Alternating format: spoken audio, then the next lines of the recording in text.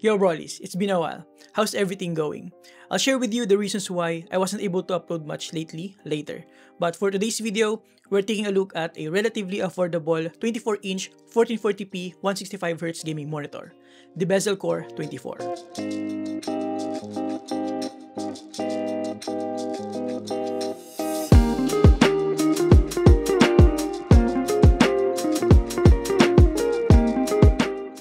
The Bezel Core 24 features a somehow unorthodox combination of specifications. Instead of settling with the traditional 1080p resolution, Bezel decided to fit in a 1440p resolution in a smaller 24-inch display size, allowing for a higher pixel per inch density for an overall crispier image quality. Well, in theory, it's essentially the same effect for those 27 inches 4K monitors, higher resolution on a smaller display size. On top of that, what we have here is version 2 of this model, bumping the refresh rate from 144Hz to 165Hz. It's not groundbreaking in today's standard, but it is a well-appreciated upgrade. It's not perfect though, so let me share with you the rest of my thoughts. Let's get into it. Let me start with a quick unboxing. The Bezel Core 24 came in a pretty generic brown box with some specifications on this side. Upon opening the box, you'll get the typical styrofoam protection, sandwiching the panel itself, and we also have here all the package contents. We have an external power adapter, the support bar made out of plastic and aluminum, and weirdly enough, we have two DisplayPort cables, one of which is from Ugreen. We also have the support base made out of plastic and the user manual written in Chinese. And that's about it. I think the other cable should have been HDMI, but yeah. Removing the styrofoam reveals the panel itself. By the way, the good thing about this is that it supports VESA mounting, but if you prefer to use the included stand, all you have to do is remove the pre-installed screws, insert the support bar on the slot like so, and put the screws back in. Then just snap the plastic base on the support bar like so. Super easy and straightforward. Very limited adjustment options though. All we have here is tilt backward up to this point and tilt forward up to this point, and that's about it. As you can tell, it's also quite wobbly. Though I think with normal use, this is perfectly fine for its price. To be honest, I don't have a lot of expectations when it comes to its build quality, so I'm not that surprised. On the other side, looking in front, it looks really clean, with thin bezels all around, and a slightly thicker bottom bezel with a Bezel logo at the center. So much bezel in one sentence. Again, we have a 24-inch panel here with an anti-glare finish. Flipping it at the back, it is also fairly clean. We have some grills here, but I think it's just for aesthetics. Again, this monitor has VESA mounting support, and the support bar in this version 2 now has a cable management hole. On top of the support bar, we have a plastic cover that you can remove to tighten up the screws if necessary. But look at this dude. Now we also have some technical details here, a Kensington lock on the other side, and a couple of speaker grills. But as per testing, it doesn't seem to have a speaker, just a headphone jack. In terms of the ports, we have two HDMI ports, one display port, one USB port, the power port, and a headphone jack.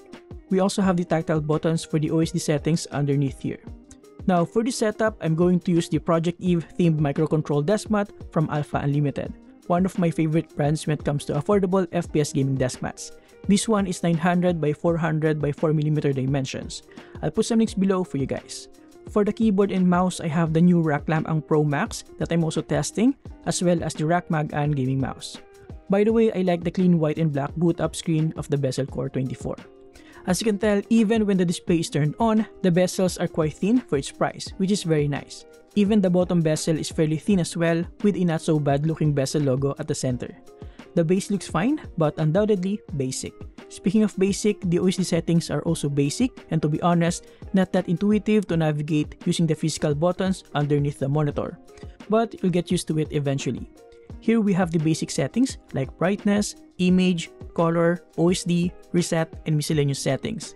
Using the other buttons, you can also enable some overlay crosshairs if you're into that, or adjust brightness and switch sources on the fly. Now, build quality and features-wise, it's pretty basic and nothing to write home about. But when it comes to image quality, this affordable gaming monitor surprisingly isn't bad at all.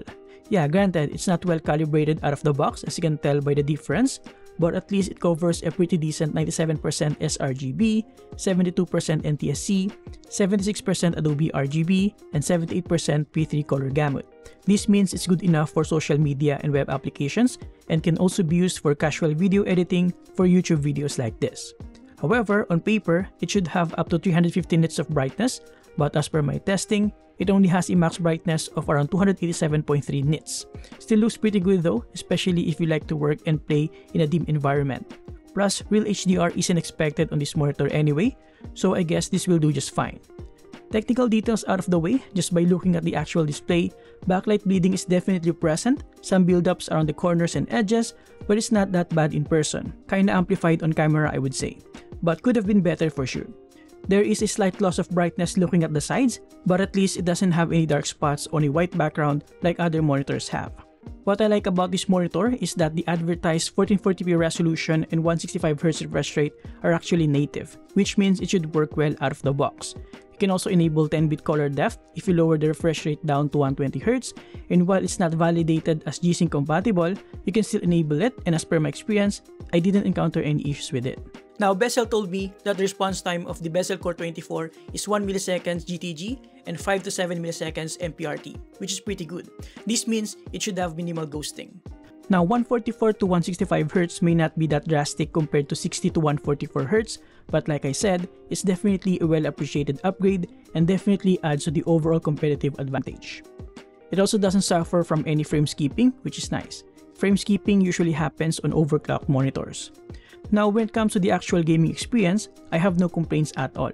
I've been playing competitive Valorant using this monitor for a few weeks now, and I didn't feel any significant disadvantage compared to my EVE Spectrum 4K 144Hz monitor. I don't feel like I'm missing out on anything. The image quality is really good, with crispy details and substantial brightness and contrast. I also don't notice any perceivable ghosting, artifacts, or anything that might distract me from getting in focus. The smaller 24-inch display size didn't bother me either for gaming. It does have a slight disadvantage though when it comes to overall immersion for media consumption due to the smaller size, but image quality wise, it's outstanding. Just look at the vibrant colors, deep contrast, and crispy details on this monitor. Even on an extreme angle with a slight loss of brightness, the colors and overall image quality are still pretty good.